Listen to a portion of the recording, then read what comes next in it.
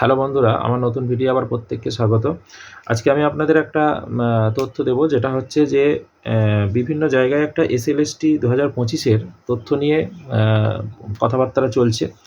যে কতজন আবেদন করেছে, কতজনের ক্যানসেল হতে পারে, আরও কতজন আবেদন হতে পারে এবং পরীক্ষাটা কি ঠিকঠাক সিস্টেমে হবে, এইসব নিয়েই আমি আজকে একটা মিক্স ভিডিও বানাবো। তো সেই রিলেটেড তথ্য কারো জানার দরকার থাকলে আপনারা ভিডিওটা দেখতে পারেন। তার আগে ছোটো একটা তথ্য দিই, অলরেডি আমি আগের ভিডিও দিয়েছি, যদি কেউ মিস করে থাকেন সেই জন্য এই ভিডিওতে আবার বলছি। আজকেই জাজমেন্ট আসছে ডিভিশন বেঞ্চের এসএলএসটি 2025-এর, যে এক্সপিরিয়েন্সের নাম্বার প্লাস নোটিফিকেশান প্লাস বয়সের ছাড় যে রিলেটেড মামলাটা ডিভিশন বেঞ্চে শুনানি শেষ হয়েছিল গত সোমবারে, সেটার জাজমেন্ট আজকে দুপুর 2টোর পরে আসবে।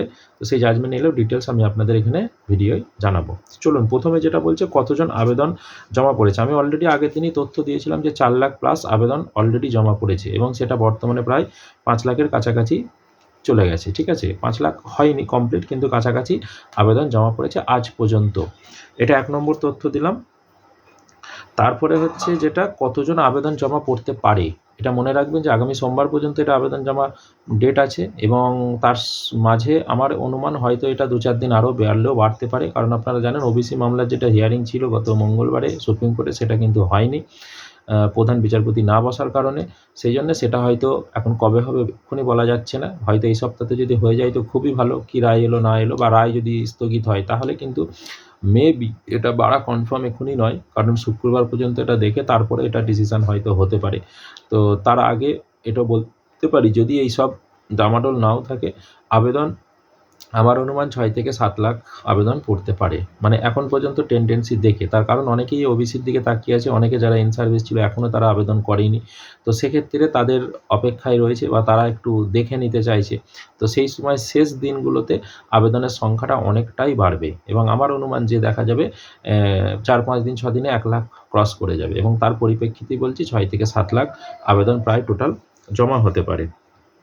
ঠিক আছে, আর একটা বলবো যে পরীক্ষা পিছুবার যে ব্যাপার, পরীক্ষার যেটা ডেট কবে কি হবে, সেটা এখনও পর্যন্ত যেটুকু আমার কাছে তথ্য, সেটা হচ্ছে সেপ্টেম্বরে নেওয়ার আপ্রাণ চেষ্টা চলছে। হয়তো সেটা ফার্স্ট উইকের জায়গায় সেকেন্ড উইক হতে পারে, কিন্তু পরীক্ষা সেপ্টেম্বরে হবার চান্স।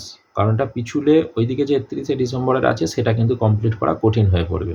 সেই জন্য যারা প্রস্তুতি নিচ্ছেন তারা কিন্তু চরম পর্যায়ে প্রস্তুতি নেন এবং টার্গেট রাখুন সেপ্টেম্বরের ফার্স্ট উইক। সেই অনুসারে পড়াশোনাটা করুন, সেই হিসেবেই পরীক্ষাটার প্রস্তুতি নিতে থাকুন। তারপরে বাকিটা যখন সময় হবে, যখন কিছু ডিসিশান হবে বা চেঞ্জ হবে, সেগুলো তো আমার তথ্য আপনারা এই ভিডিওর মাধ্যমে পেয়ে যাবেন এখানে। ওকে, ধন্যবাদ, এটুকুই জানাবার ছিল।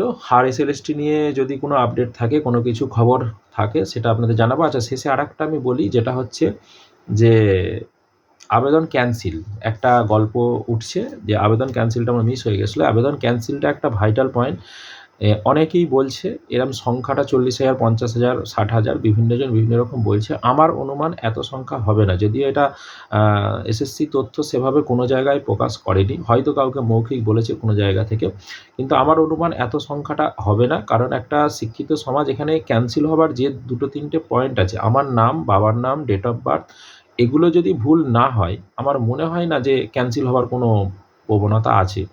তো হবে হয়তো, যেমন ফটো আপলোড করার ক্ষেত্রে কারো টাকা পেমেন্ট হলো না, এইসব কারণে হয়তো হতে পারে। ঠিক আছে, কিন্তু কেউ যদি টাকা পেমেন্ট করলেন, আপনি দেখে নিলেন হয়েছে কিন্তু হয়নি ওখানে, তো সেক্ষেত্রে কিন্তু সমস্যা হলে হতে পারে।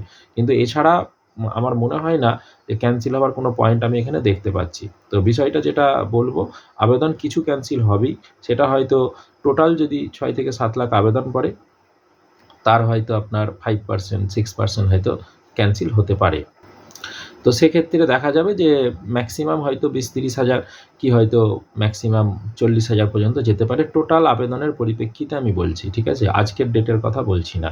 তো বাকিরা যারা এখনও ফিল আপ করেনি, বলবো কেয়ারফুলি করে নেন বা করুন। আর যদি করবেন, যখনই করেন আপনি কেয়ারফুলি করবেন, তাড়াহুড়ো করার দরকার নেই। এবং যদি কোনো সাইবার ক্যাফে করেন, সেখানে গিয়ে নিজে দেখে ফর্ম ফিল আপ করার পরে পুরো আপ টু ডেট আপনি দেখে নেবেন। ঠিক আছে, তো অতএব এগুলো মানে না দেখে আপনি কিন্তু সাবমিট করতে বলবেন না। তারা হুড়োহুড়ি করবে, দেখা গেল যে অনেক দাঁড়িয়ে আছে, হ্যাঁ হ্যাঁ হয়ে গেছে আপনার হয়ে গেছে, না আপনি পুরোপুরি একবার মিলিয়ে নেন, মিলিয়ে নিয়ে তারপর সাবমিট করার চেষ্টা করেন, তাহলে আমার মনে হয় ভুলের সংখ্যাটা কমবে। প্লাস ফটো সিগনেচারের যে গল্পটা আছে সেটা ওখানে পরিষ্কার বলা আছে, ফটোর নিচেই সিগনেচার, ওটা ফটোর নিচে সিগনেচার, কোনো ব্যাকগ্রাউন্ডের ব্যাপারটা আমার মনে হয় না খুব একটা ভাইটাল। তবে ব্যাকগ্রাউন্ড যেটা দিতে বলেছে সাদা বা ব্লু সেটা দিলে ভালো হয়, না হলে আমার মনে হয় না খুব একটা সমস্যা হবে। তো যাই হোক, এগুলো বি কেয়ারফুলি করুন, তাহলে আমার মনে হয় না খুব বেশি ক্যান্সেল হবে। ঠিক আছে? ওকে, ধন্যবাদ। আর এই রিলেটেড যদি আপনাদের কোনো কিছু জানার থাকে সেগুলো অবশ্যই আমাকে জানাবেন বা কমেন্ট বক্সে কমেন্ট করবেন, তাহলে আমি সেগুলোর উত্তর দেওয়ার চেষ্টা করব। ধন্যবাদ।